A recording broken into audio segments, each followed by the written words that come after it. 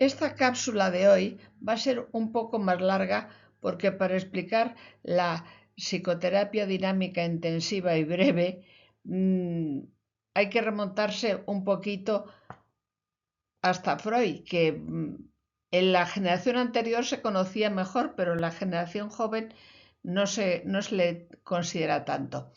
En este momento es uno de los tratamientos que han resultado más útiles para los cuadros no explicables médicamente, o decimos cuadros que pueden dar o dolores o sintomatología sin que podamos encontrar en nuestro acervo médico ni las pruebas exactas para saber qué es lo que tiene el paciente, pues sin embargo el paciente está sufriendo mucho. El doctor Alan Abbas ha mejorado muchísimo a muchos de estos pacientes, ha demostrado que esta terapia es coste efectiva y entonces por eso lo he intentado estudiar y por eso quiero hablaros de ello. Lo que es la psicoterapia breve intensiva dinámica fue creada por un médico iraní que es Davalou. Davalou ejerció en Canadá y es el creador de esta técnica. Murió hace 1 o 2 años con más de 90 años y estuvo trabajando hasta el final de su vida. Vamos a tener que comportar un poco como aprendices del psicoanálisis. ¿Qué intentaba explicar Freud? Pues Freud pensaba que muchas cosas que hacemos o que sentimos o que soñamos que tienen causas ocultas que no las conocemos. ¿Por qué hacemos muchas cosas? Freud señalaba que era porque lo teníamos en el inconsciente. Muchas veces decimos, no sé por qué reacciono así, siempre hago lo mismo, no puedo evitarlo. Y entonces fue cuando habló Freud del inconsciente. Hoy todos hablamos mucho del inconsciente, pero mucha gente se le ha olvidado cómo era la terapia de Freud. Vamos a hablar de algunas palabras que conviene que conocer. Inconsciente, defensas, compulsión a la repetición, transferencia, contratransferencia y insight. El inconsciente, fácil, es un trastero emocional. Ahí, bumba, donde guardamos recuerdos dolorosos que no los queremos recordar porque eran tan terriblemente duros que no queremos volverlos a vivir, deseos prohibidos que no queremos aceptar que los tenemos, miedos que tampoco queremos aceptar, rabia asesina en muchos casos que la tapamos para no dañar a nadie ni a nosotros mismos, vergüenza o conflictos, pero muchas veces no desaparecen del todo, solo se esconden. ¿Y cómo aparecen? Pues que salen disfrazados como ansiedad, una sensación de me encuentro mal y no sé lo que me pasa, síntomas físicos, que es lo que más nos interesa en este caso, que puede ser desde la hipertensión o el fenómeno Raynaud, que es cuando se quedan los dedos de las manos o de los pies blancos como si no tuvieran sangre, dolores musculares, como puede ser, que pueden llegar a ser absolutamente incapacitantes.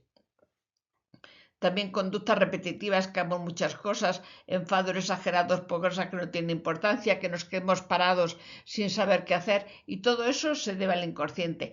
En nuestro caso vamos sobre todo a ver los síntomas físicos, pero todo esto es lo que decía Freud que pasa con lo escondido.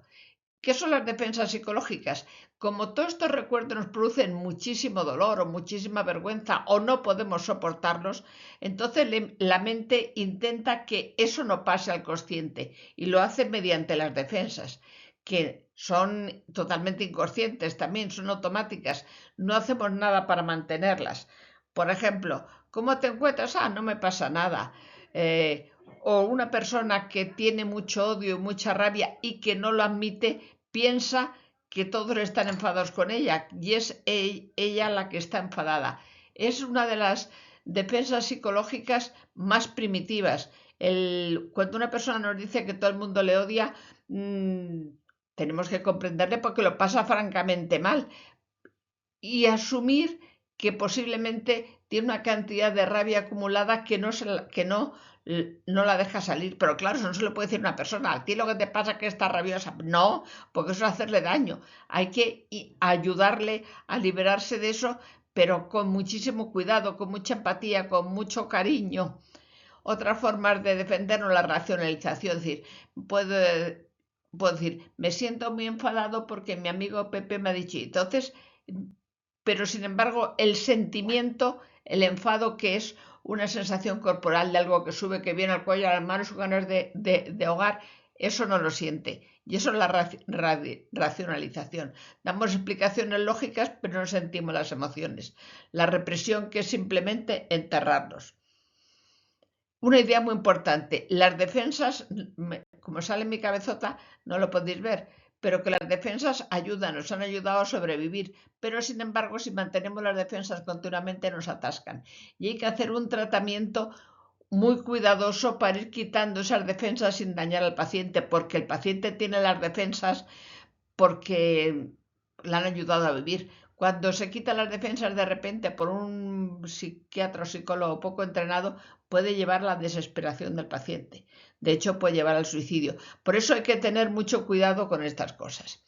¿Qué es la compulsión a la repetición? Que muchas personas repiten el mismo tipo de relaciones, los mismos conflictos, los mismos sufrimientos, aunque ellos quieran cambiar.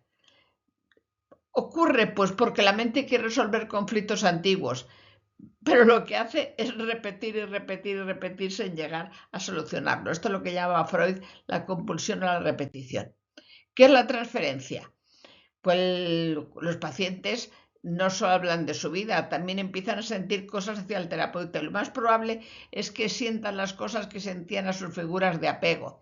A esto le llamó Freud transferencia. El terapeuta puede ser vivido como el padre crítico, la madre protectora o hiperprotectora, la persona que le ha abandonado, una persona que le juzga, alguien que le salva, aunque el terapeuta no está realmente haciendo nada de eso. Es decir, pero eso pasa con un terapeuta, pero también pasa con cualquier persona, que puede recordarle todo lo anterior. ¿Y qué es la contratransferencia? Desde el punto de vista del terapeuta, es lo que siente sobre el paciente. ¿Por qué? Porque le puede dar ganas de proteger al paciente, o puede irritarle y ponerle de los nervios, puede producirle un cansancio infinito, puede asustarle, puede producirle ternura, puede decir sensación de impotencia. Eso le guía mucho al terapeuta, porque cuando siente todo eso se da cuenta qué es lo que el paciente hace sentir a la gente que le rodea, y es una guía muy importante para la terapia. No es un fallo del terapeuta, porque el terapeuta es una persona normal y corriente, pero le guía mucho al terapeuta para ver cómo el paciente hace sentir a los demás. El insight, el darse cuenta profundamente. Esto es lo que decía Freud que curaba. No el darse cuenta de forma racional de lo que me ha pasado, sino volver a sentirlo, volver a vivirlo, lo que también se llama la catarsis, volver a vivirlo de nuevo.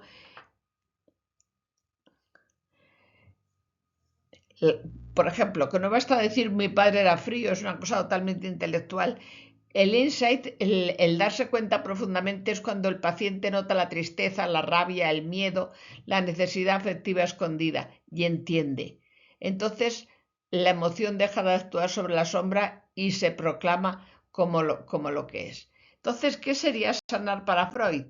Pues para Freud no es pensar en positivo, no es ponerte un emoticono y sonriente, sino hacer consciente lo inconsciente, entender los conflictos ocultos, es decir, entender lo que te pasa, dejar de vivir en automático, reconocer las emociones evitadas. Porque la frase resumida sería: lo que nos hace consciente aparece en nuestra vida como destino. De ahí nació toda la psicodinámica. Entonces, por lo menos ya sabemos de qué va Freud, para poder entender cómo es la psicoterapia dinámica, intensiva y a corto plazo. ¿Qué pasaba con el psicoanálisis? Que era extremadamente largo, extremadamente costoso. En principio, Freud trabajaba en Viena y esto era solo posible para los ricos de Viena. La gente normal no podía acceder al psicoanálisis. Hoy todavía el psicoanálisis es una terapia carísima. Ahí surgieron las terapias breves, porque podía durar años, incluso décadas, era caro, lento, muy intelectual y poco accesible. Varios autores intentaron acortar la terapia, como pues Alexander Mahler, Zimmermann. Intentaban mantener la profundidad psicodinámica, pero en menos tiempo, incluso hablando con el paciente. Ya sabéis que en el caso del psicoanálisis, el terapeuta hablaba poquísimo, era el paciente hablaba y el otro daba muy poquitas señales. Es decir, si el paciente quería estar tumbado la media hora o los tres cuartos de hora sin decir nada, el terapeuta tampoco decía nada. Puede que llegase a curar, claro que llega a curar. El psicoanálisis, Freud para mí era un genio. Eso para empezar. Y si habéis leído las obras de Freud, os daréis cuenta que era un escritor magnífico. Casi todos hemos oído hablar de Freud y hemos leído cosas de Freud, incluso hay gente que sabe mucho sobre Freud, pero que no ha leído a Freud directamente. Si leéis a Freud directamente, os parecerá precioso. Bueno, las terapias breves inicialmente solo se consideraban adecuados para pacientes con patologías relativamente sencillos, mientras que los pacientes con somatizaciones, con traumas, con ansiedad intensa o con defensas muy grandes no eran considerados aptos para terapias breves. Y aquí apareció Davanloo. Davanloo era iraní, pero vivía en Canadá. Abbas, que es una figura de referencia para los trastornos psicofisiológicos, también es iraní, también vive en Canadá. Fue fundada por el doctor Davanloo en la década de los 60, basada en los principios psicoanalíticos tradicionales, de lo que hemos hablado un poquito, los sentimientos conflictivos no procesados relacionados con alteraciones del apego, es decir, las cosas que había sufrido el niño de pequeñito, contribuyen a los síntomas psicológicos, pero también a los somáticos, que es lo que se trata en nuestro caso, y también para problemas interpersonales. ¿Qué descubrió Davanloo? Que muchos pacientes mejoraban cuando dejaban de evitar las emociones profundas, hacía que saliesen al exterior. Y su idea radical es que no hacía falta tardar 10 años. Podía hacerse de forma intensa, focalizada, activa, relativamente breve y además incluso con pacientes complejos. ¿Qué inconveniente tiene este tipo de terapia? Que es muy exigente para el terapeuta. El terapeuta tiene que estar continuamente activo, continuamente fijándose en lo que dice el paciente y queriendo al mismo tiempo acabar con las defensas y al mismo tiempo haciendo que el paciente sienta compasión y sienta cariño por sí mismo. Es decir, que el psicoanálisis se le acusa de ser muy frío y poco empático. La terapia corta, intensiva, psicodinámica breve es empática, se preocupa del paciente. El terapeuta no se queda callado todo el tiempo, interviene activamente, señala las defensas, ayuda a enfrentar emociones, observa la ansiedad y las reacciones corporales. La idea central, como todo, es que muchos síntomas aparecen porque las emociones importantes han quedado bloqueadas o evitadas. Fue tan revolucionario porque los pacientes difíciles sí que podían cambiar y además a veces en menos tiempo del esperado. Davanloo fue muy científico. Hacía estudio muy detallado de casos individuales, o bien grabado o bien por vídeo, para observar las manifestaciones tanto verbales como no verbales de la ansiedad.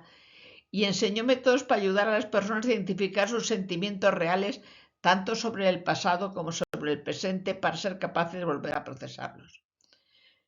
Según Davanloo, se debía sobre todo a problemas de la infancia, según la edad que hubiese tenido el niño, un problema con el apego, es decir, si el apego, ya sabéis lo que es el apego, que es la relación entre la madre y el niño, si había desaparecido muy pronto, pues o se había roto muy pronto, el enfermo estaba mucho más grave que se había ocurrido más adelante.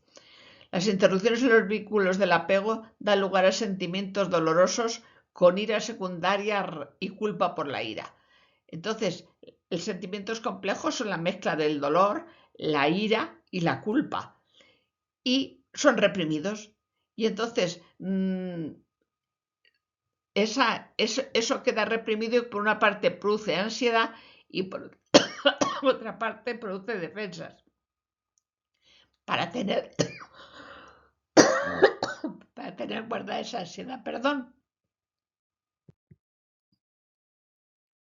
Aquí tenéis a Abbas, que también es profesor psiquiatra y fundador del Centro Emociones y Salud en Nueva Escocia, en Canadá.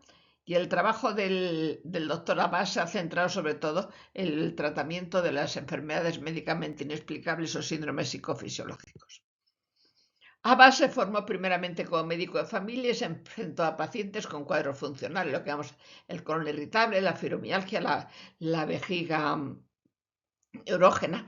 En otoño de 1990 se tomó un año libre para estudiar en la Universidad McGill, donde por casualidad asistió a una presentación de Javid Avanlou, que había sido pionero del ISTDP 2 décadas antes y estaba demostrando los resultados con vídeos de pacientes. Y entonces Abbas se quedó francamente fascinado. Me sorprendió lo que podía suceder en 1 o 2 horas de entrevistas. Estaba convencido de que era algo importante y después de haber sido ya médico de familia, completó su residencia en psiquiatría y durante 10 años estudió con el doctor Davanlou. Este libro yo se lo aconsejo fundamentalmente a los médicos. Tiene un inconveniente que está escrito en inglés. Hidden from View. Es un libro absolutamente maravilloso, escrito entre Abbas y Schubiner. Schubiner es un internista y Abbas es un psiquiatra y médico de familia. Hay una parte, es para enseña a los médicos cómo tratar a los pacientes con estos cuadros. Por una parte, explicándoles lo que son, que es lo que hemos hablado otras veces, lo que llamamos la terapia, que como ya hemos hablado en 1 o 2 cápsulas anteriores, que es todo trabajo del doctor Schubiner. Y entonces aquí explican cómo primero enseñarle al paciente por qué un síntoma que le han dicho que está en su cabeza es absolutamente real, solo que el tratamiento es absolutamente distinto que llenarle de pastillas a la pobre criatura. Y este libro es fantástico y os digo que aquí se demostró que esta forma de tratamiento era costo-eficacia en un seguimiento de 890 pacientes en Nueva Escocia, Canadá, con síntomas psiquiátricos o médicamente inexplicables. Se siguieron durante 3 años y había un ahorro promedio en factura de atención médica de $12.628 por paciente, en comparación con un grupo de control. Vamos, que se ahorra mucho. Vamos a ver, aquí como profesionales de la salud, los médicos o los psiquiatras, representamos una figura de cuidado, entonces activamos la transferencia.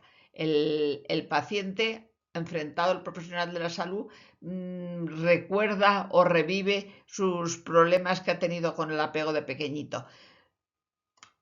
El paciente tiene unos impulsos y sentimientos inconscientes, que sabemos que era la tristeza, la rabia y la culpa. Eso ha producido unas defensas inconscientes para no sentirlo y al mismo tiempo produce una ansiedad inconsciente.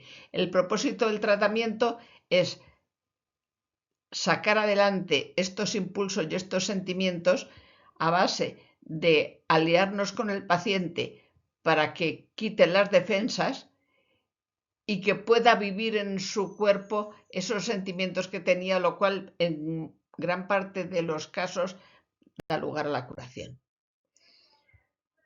Para Abbas decía que en el inconsciente producía una ansiedad y esa ansiedad podía manifestarse en el músculo voluntario. Entonces, ¿qué puede dar en el músculo voluntario? Contracturas muy dolorosas, fibromialgia, tortícolis, tics. Puede manifestarse en el músculo liso, que puede dar hipertensión, puede dar alteraciones en el ritmo gastrointestinal, puede dar alteraciones en la vejiga. Hay gente que tiene mucha prisa micional y sin embargo no tiene ninguna enfermedad en la vejiga, nada más que lo que ya se llama una vejiga nerviosa. Y eso sí que es una de las formas en que se puede manifestar. También el músculo liso puede ser pérdida de fuerza, pues o contractura muy grande o simplemente flojera. Y una forma más grave es la disrupción cognitivo-perceptual. Es decir, la ansiedad, si se manifiesta en el músculo liso, el músculo estriado, puede ser o dar mucho dolor y muchas contracturas o pérdida de fuerza. El músculo liso, si ataca el aparato circulatorio, puede dar hipertensión, fenómeno de Raynaud, puede dar migrañas. Si ataca el sistema digestivo, puede dar reflujo, dolor intestinal. Y si ataca al sistema nervioso central, puede dar dificultades para ver, a veces lo que se llama la niebla mental, que la persona no reacciona, no, le cuesta mucho trabajo pensar. También puede dar visión en túnel, puede dar disminución de la audición, puede dar mareos, puede dar vértigos. Para Abbas, el más fácil de tratar es cuando se manifestaba en el músculo voluntario, mientras que era algo más grave cuando se manifestaba en el músculo liso, y ya cuando daba alteraciones cognitivo-perceptuales eran enfermos más graves. El procedimiento de ayuda, primero la alianza terapéutica. Tenemos que estar de acuerdo, el paciente y el terapeuta, en que se va a hacer entre los dos. El paciente debe unir su deseo de curar con la cooperación del médico y sus defensas con la resistencia a la curación. Es decir, el paciente ha vivido sus defensas como buenas porque le han ayudado a no sufrir. Ahora tiene que tener mucha confianza en su terapeuta para que esto vaya bien. Nos vamos a enfrentar usted y yo con estas defensas que tiene porque por una parte le han ayudado, pero en este momento le están arrinconando, le están separando del mundo, no le dejan vivir su vida y le están manteniendo una ansiedad que se está manifestando en su cuerpo, con esos dolores, con esas alteraciones en la vista, con esas alteraciones en el aparato digestivo. Entonces, entre usted y yo vamos a unirnos y vamos a ir a por ello. Y claro, primero hay que explicarle muy bien al paciente de qué va todo esto, porque si no, si le decimos eso de entrada, el paciente se pega un susto que salta hasta el techo. Primero hay que explicarle por qué las vías nerviosas pueden producir dolor, pueden producir alteraciones en el aparato digestivo, sin que se haya encontrado ninguna cosa radiológicamente ni en la analítica que lo explique. Primero hay que hacerle al paciente saber que se le cree, después hacer que el paciente comprenda lo que le decimos, y si el paciente es capaz de entender que tiene un problema que él puede trabajar y que lo va a trabajar con el terapeuta que sea, entonces puede ir adelante. Pero si el paciente no ha entendido lo que tiene o no se lo cree, es mejor no iniciar el tratamiento, porque le podemos hacer perder el tiempo y el dinero a lo tonto modorro. ¿Cómo se hace el diagnóstico? Pues comprobamos que el síntoma aumenta o disminuye en razón de pensamientos, emociones y sensaciones. La idea de la primera sesión, según Abbas, es provocar emociones para que los síntomas vayan y vengan. ¿Recuerda usted la última vez que se enfadó con su primo? ¿O recuerda un momento en el que tuvo unas emociones profundas? Y entonces ver qué ocurre cuando lo recuerda.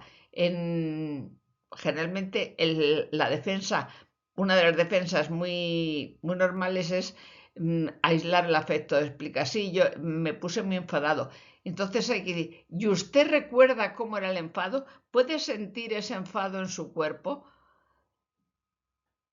Generalmente eso cuesta mucho trabajo.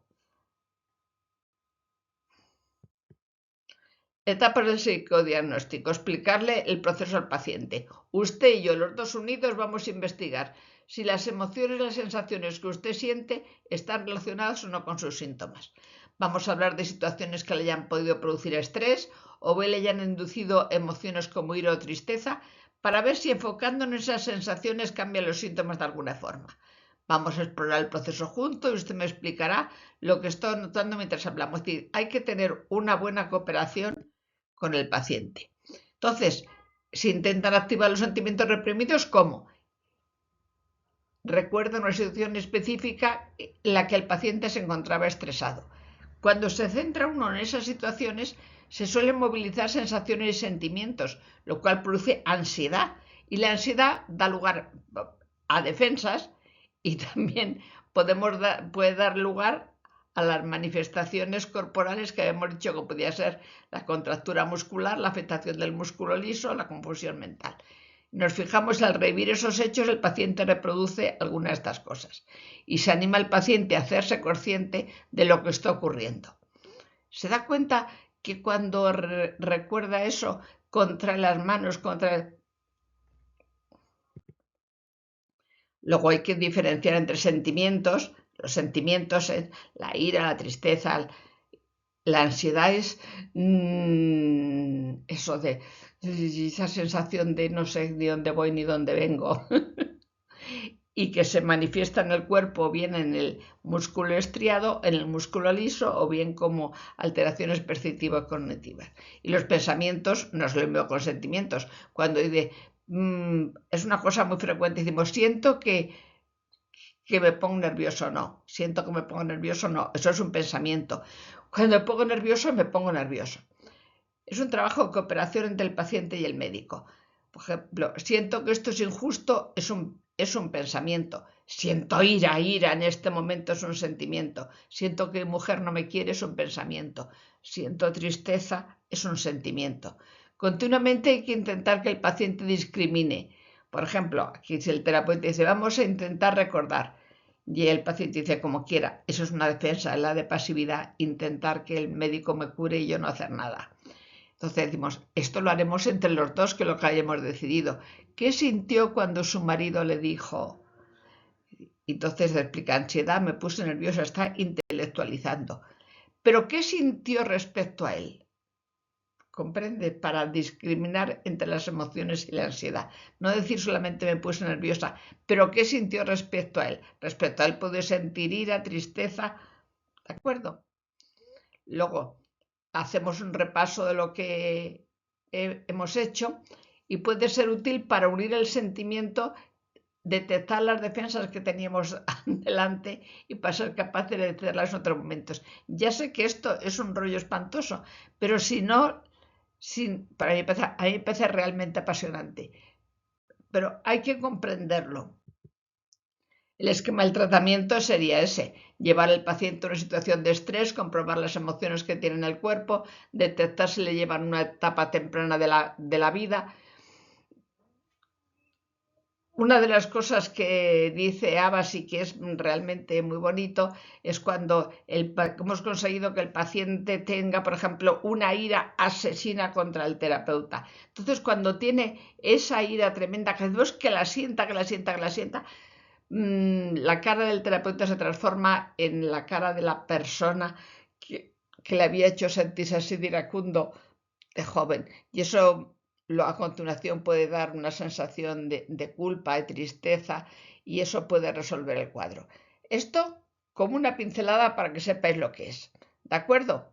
Y eso generalmente puede producir la resolución del cuadro. Como os habréis dado cuenta, hace falta que el terapeuta esté muy, muy, muy, muy bien formado. Precisamos de asistencia profesional de la salud mental formado en esta técnica. Y se puede formar, ¿eh? Aquí en España hay sitios donde se puede formar y se pueden, o lo pueden orientar y se puede formar en otros sitios de Europa. Espero que os haya gustado. A mí me parece precioso. Muy, muy duro, pero precioso.